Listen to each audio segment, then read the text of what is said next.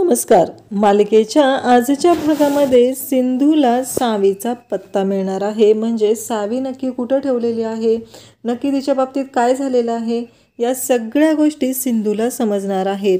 आणि सिंधू त्यामुळे आता शोध घेण्यासाठी खूप मोठी मोहीम हाती घेणार आहे. कारण सिंधूला हे सगळं सत्य मधू आणि शकुंतलाचं बोलणं ऐकल्यानंतर कळलेलं असतं.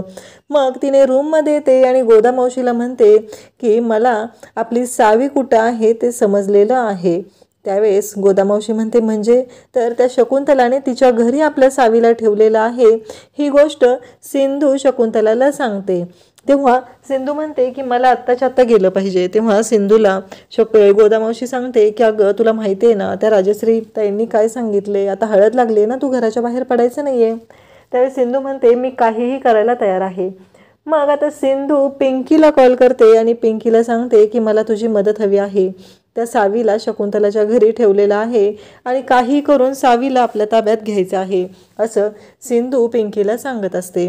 त्यानंतर आपल्याला पाहायला मिळतं इकडे मधू ही खूप खुश झालेली असते आणि राघवची उष्टी हळद तिने आधी स्वतःकडे आणलेली असते आणि ती हळद तिला स्वतःच्या अंगाला लावून घ्यायची असते. कारण काही झालं तरी हे लग्न फक्त सिंधू आणि राघवचं आहे असं तिने दाखवलेलं आहे. पण हे लग्न तिच्याशीच होणार आहे राघवचं, असा मधूचा प्लॅन आहे. तसं डील तिने कृष्णासोबत केलेलं आहे. मग खूप आनंदाने राघवची उष्टी हळद स्वतःच्या हाताला गालांना ती लावत असते, चेहऱ्यावरती लावत असते आणि ती हळद लावताना तिला खूप छान वाटत असतं, तिला खूप आनंद होत असतो. परंतु अचानक तिच्या अंगाची खाज व्हायला सुरुवात करते. इकडे आता सगळेजण सिंधूला हळद लावायला आलेले असतात. सिंधूला पहिल्यांदा राजश्री हळदी कुंकू लावते आणि तिचं औक्षण करते आणि त्यानंतर तिला हळद लावायला घेते. पहिला मान राजश्रीचा असतो आणि राजश्री आता सिंधूला हळद लावत असते. राघव एकटक सिंधूकडे पाहत असतो. सिंधू खरंच खूपच गोड दिसत असते. राघवला हळद लागलेली असते आणि आता हळद सिंधूला लागणार असते. त्यानंतर ऋतुजा आता सिंधूला हळद लावण्यासाठी येते. त्यावेळेस ऋतुजाला सिंधू म्हणते की कसं आहे, इच्छा नसली तरी हळद तर लावावीच लागणार आहे ना, असं ती बोलत असते. आणि सिंधू हे सगळं जेव्हा बोलत असते तेव्हा खूपच मनापासून बोलत असते आणि हसत खेळत बोलत असते. त्यामुळं कोणी तिच्यावरती एवढं ऑब्जेक्शनही तिथे घेत नाही. सगळेजण ती गोष्ट मजा मस्करीमध्ये घेतात. पण इकडे रुक्मिणीला मात्र खूप राग आलेला असतो. त्यानंतर एक एक करून आता घरातलं प्रत्येकजण सिंधूला हळद लावायला येत असतं आणि सिंधूला हळद लावली जात असते. सगळेजण खूपच खुश असतात. इकडे रुक्मिणी जेव्हा येते तेव्हा ती म्हणते मला कळतच नाही आहे, म्हणजे राजश्री ही सिंधूला सिंधू मानते हे मान्य मला, पण आता असं काय घडलेलं आहे की ह्यांना सगळ्यांनाच हिच्याबद्दल विश्वास वाटायला लागला आहे. ह्या लग्नाबद्दल ऑब्जेक्शन फक्त मलाच आहे का, यांना कुणालाच त्याबद्दल ऑब्जेक्शन नाही आहे, असा विचार आता रुक्मिणी करू लागलेली असते. तेव्हा सिंधू म्हणते ए फडफड, मला माहिती आहे तुझी इच्छा नाही आहे मला हळद लावण्याची, पण लावावी तर लागणारच आहे, असं ती बोलत असते. त्यानंतर आपल्याला पाहायला मिळतं की सिंधूचं हे सगळं नटखट बोलणं चालूच असतं. ती बोलत असते, त्याचबरोबर प्रत्येकाची काही ना काही टिंगल उडवत असते. राजश्री मात्र गालातल्या गालात हसत असते. त्यानंतर ऋतुराज हा सिंधूला हळद लावण्यासाठी येतो. त्यावेळेस सिंधू म्हणते मला कळतच नाही आहे, तुम्ही इतकं काम करता की घरी दिसतच नाही आहे तुम्ही. तेव्हा रुक्मिणी म्हणते की तू जरा शांत बस गं. आणि ऋतुराज पण म्हणतो की मला कामं असतात, मी काय तुझ्यासारखा रिकामटेकडा नाही आहे, असं तो बोलत असतो. प्रत्येकजण सिंधूला हळद लावत आहे. त्यानंतर आता गोदा मावशीही सिंधूला हळद लावण्यासाठी येते. आणि इकडे मधू मात्र खूपच खुश झालेली असते. आज राघवची उष्टी हळद तिला लागणार असते. त्या गोष्टीचा आनंद तिला झालेला असतो आणि राघवची उष्टी हळद ती खूपच प्रेमाने स्वतःच्या हातांनी चेहऱ्यावरती लावून घेत असते. आणि हे सगळं जेव्हा घडत असतं तेव्हा मात्र तिला माहिती नसतं की याच्या पुढं काय होणार आहे ते. आणि ती खूप आनंदाने हे सर्व करत असते. आणि अचानक आता तिच्या चेहऱ्यावरती जळजळ सुरू होते, आगाग सुरू होते. आणि त्याचबरोबर जेव्हा तिच्या चेहऱ्यावरती आगाग सुरू होते आणि लाल कलरचे रॅशेस येऊ लागतात तेव्हा तिला कळायचं बंद होतं. हे सगळं काय झालं हा प्रश्न तिला पडलेला असतो. हे सगळं कशामुळे होतं आहे हा विचार ती करू लागलेली असते. ती म्हणत असते म्हणजे नक्कीच ह्या कृष्णाचंच हे काहीतरी काम असणार आहे.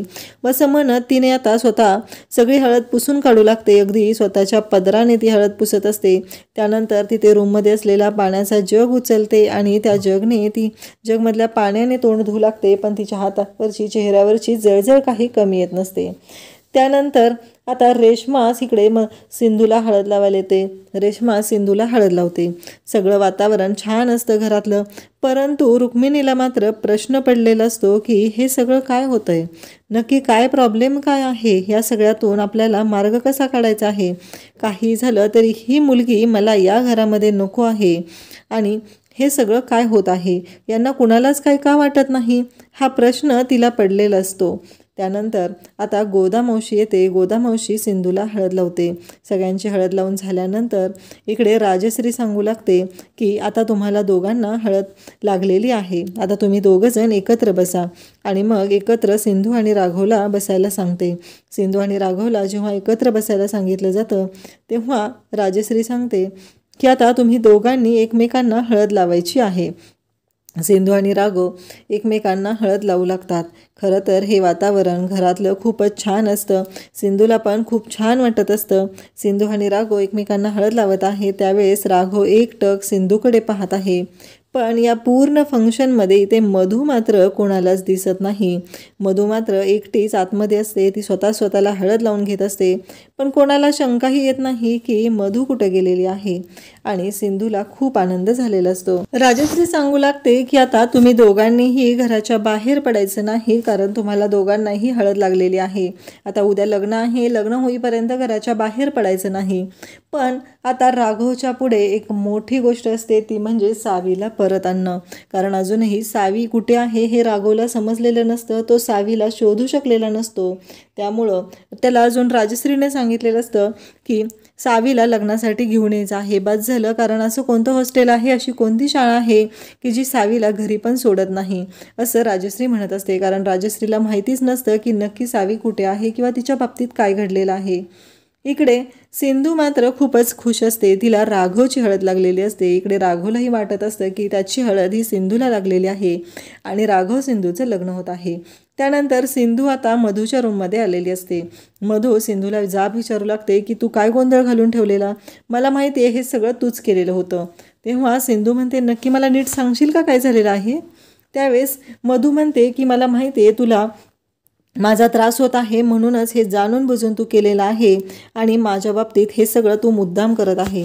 सिंधू म्हणते तोंड सांभाळून बोल, कारण ह्या लग्नासाठी तू मला तयार केलेला आहे आणि आता तू माझ्यावर ब्लेम करत आहे. त्यावेळेस मधू म्हणते मग मला सांग ना, कुणी टाकलेल्या हळदीमध्ये, कुणी औषध मिसळलेलं खाजकुजलीचं माझ्या चेहऱ्यावरती रॅश आलेला आहे. सिंधू म्हणते मी तुला खरं सांगितलं तर तुझा विश्वास बसणार नाही. मधू म्हणते सांग ना कुणी सांगितलं केलं हे सगळं. तेव्हा सिंधू म्हणते मी सांगते तुला, पण तुझ्याच जवळची माणसं आहेत. हे सगळं त्या फडफडने केलेलं आहे आणि त्या कोंबडीने केलेलं आहे. हे बोलल्यानंतर मधू म्हणते काय सांगतेस तू.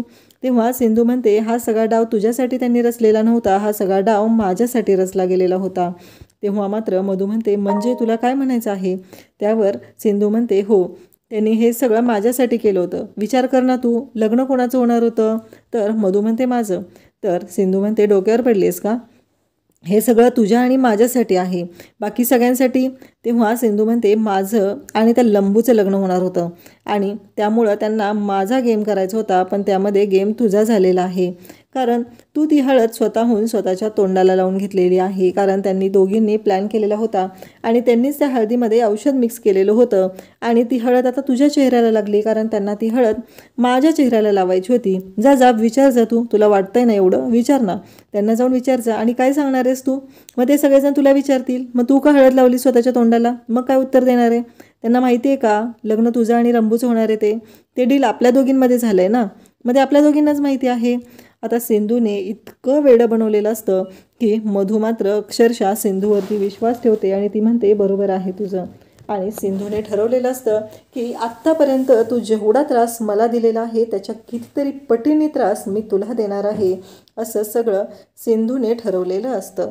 आणि त्यासाठी तिचा हा सगळा डाव चाललेला असतो. सिंधूने अलगदच असं मधूला स्वतःच्या जाळ्यात अडकवलेलं असतं आणि मधूच्या बाबतीत तिनं हा सगळा प्लॅन केलेला असतो. त्यानंतर आपल्याला पाहायला मिळतं की सिंधू रूममध्ये येते, ती विचार करत असते हे सगळं काय होऊन बसलेलं आहे या प्रत्येक गोष्टीचा विचार सिंधू करत असते. सिंधूला कळत नसतं की माझ्या सावीला मी कसं सोडवू, कारण नक्की सावी कुठं आहे. माझी सावी काही करून मला माझ्याजवळ हवी आहे असा तिच्या डोक्यात विचार चालू असतो. आणि ह्या मधूला मी सोडणार नाही, कारण हिरकणीने स्वतः गड उतरलेला होता तेव्हा स्वतःच्या जीवाची पर्वा केलेली नव्हती, पण आता मला जर सावीला मिळवायचं असेल तर त्यासाठी माझी काहीही करायची तयारी आहे. तेवढ्यात दरवाजा वाजतो आणि मग सिंधू दरवाजा उघडते तर राघव आलेला असतो. राघवला पाहून सिंधूला थोडा धक्का बसतो. तेव्हा ती म्हणते, लंबू तू आत्ता इथे? नाही, नक्की काय काम होतं तुझं? तेव्हा राघव तिला म्हणतो, नाही असंच गोदामावशीकडे आलेलो होतो. तेव्हा सिंधू म्हणते, गोदामावशीकडे काय काम होतं? तेव्हा राघव म्हणतो, नाही गोदामावशीला मला विचारायचं होतं की तुम्हाला भोपळ्याची भाजी बनवता येते का? सिंधू म्हणते की जे काय आहे ना ते स्पष्टपणे सांग ना, असं गोल गोल गोल गोल काय फिरवतेस रे तू लंबू?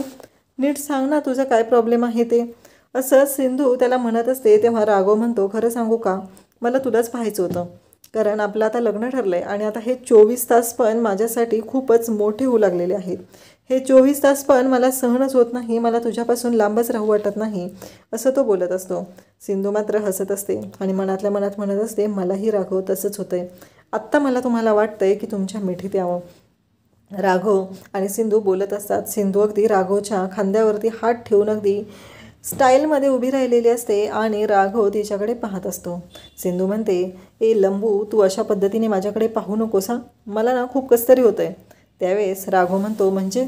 त्यावेळेस सिंधू सांगते की नाही तू असं पाहू नकोस माझ्याकडे, असं राघवला सांगत असते.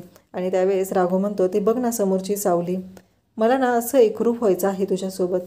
त्यावेळेस सिंधू म्हणते, हो बरोबर आहे, पण त्यासाठी वेळ आहे, आपलं लग्न ठरलं आहे, उद्या लग्न आहे ना, लग्नाच्या आधी काही गोंधळ घालायचा नाही आहे, ते मला नाही चालणार, असं सिंधू बोलत असते. राघव तिच्याकडे पाहतच असतो.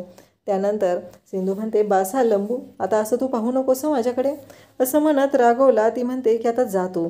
राघवला ती जायला सांगत असते. सिंधू मनातल्या मनात बोलू लागते की राघव मला आत्ताच वाटतंय हो तुमच्या मिठीत यावं, पण या गोष्टीसाठी काही कारणं आहेत. काहीही झालं तरी जोपर्यंत आपली सावी आपल्याकडे येत नाही तोपर्यंत मी तुम्हाला काहीच सांगू शकणार नाही, मी तुमच्याशी काहीच बोलू शकणार नाही, असं सिंधू राघवशी बोलत असते. पण हे सगळं ती मनातल्या मनात बोलत असते. काही झालं तरी हे नाटक मला अजून चालूच ठेवावं लागणार आहे, कारण आपली सावी अजून माझ्याकडे आलेली नाही, असं तिचं म्हणणं असतं. राघव मात्र सिंधूकडे पाहत असतो आणि राघवला खूप छान वाटत असतं, कारण सिंधूसोबत त्याचं लग्न होत आहे, सिंधू पुन्हा त्याच्या आयुष्यात येत आहे. अशा गोष्टी बऱ्याच घडलेल्या होत्या भूतकाळात, ज्यातून सिंधू आणि राघव एकमेकांपासून वेगळे झालेले होते, पण आता कृष्णा म्हणून तरी सिंधू आपल्या आयुष्यात आलेले आहे. या गोष्टीचा आनंद त्याला झालेला असतो.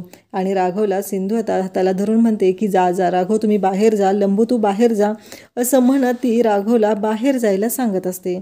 आणि सिंधू इकडे खूपच भावूक झालेली असते. ती म्हणत असते, नाही काहीही झालं तरी मला राघवसोबत हे बोललंच पाहिजे आणि राघवची मदत लागली तरी घ्यावी लागेल असा सिंधूचा विचार चालू असतो. त्यानंतर आपल्याला पाहायला मिळतं राघव पण गालातल्या गालात हसत असतो. इकडे आता शकुंतलाने मधूला फोन केलेला असतो आणि ती मधूशी बोलत असते. मधूला ती म्हणत असते की तुम्हाला कळतंय का, नाही म्हणजे तुला कळतंय का राणी, असं ती बोलत असते. त्यावेळेस मधू म्हणते, तुम्हाला नक्की म्हणायचं आहे काय? तेव्हा शकुंतला म्हणते की तुझ्या लक्षात येते का, अजूनपर्यंत तुला कळलेलं आहे का, त्या दिवशी गोदामावशीबरोबर जी बाई बघायला आलेली होती ती कोण होती, याचा शोध लावलाय का तुम्ही, असं ती बोलत असते. तेव्हा मधू म्हणते की नाही, अजून तरी मला समजलेलं नाही की कोण आलेलं होतं गोदामावशीसोबत. त्यावेळेस मधू म्हणते, तुम्ही स्वतःला शहाणे समजता का? इकडे मधूचं असं म्हणणं असतं की त्या दिवशी पण काय झाले तुम्हाला माहिती आहे ना, पण इकडे शकुंतला मात्र म्हणत असते की एक गोष्ट लक्षात ठेव, त्या दिवशी मी होते म्हणून तर हे सगळं मी मॅनेज करू शकले आणि त्या सावीला माझ्या ताब्यात मी माझ्या घरी घेऊन आले, नाही तर खूप अवघड गोष्टी झाल्या असत्या, एवढं लक्षात असू द्या. त्यावेळेस मधू म्हणते की म्हणजे सावीला तुम्ही तुमच्या ताब्यात ठेवलेलं आहे, तुमच्या घरी ठेवलेलं आहे. आणि मधू जेव्हा हे वाक्य बोलते नेमकं त्याच वेळेस सिंधू तिथं पोहोचलेली असते आणि सिंधूला धक्का बसतो. म्हणजे सिंधूला कळलेलं आहे की इकडे शकुंतलाने आपल्या सावीला तिच्या घरी नेऊन ठेवलेलं आहे.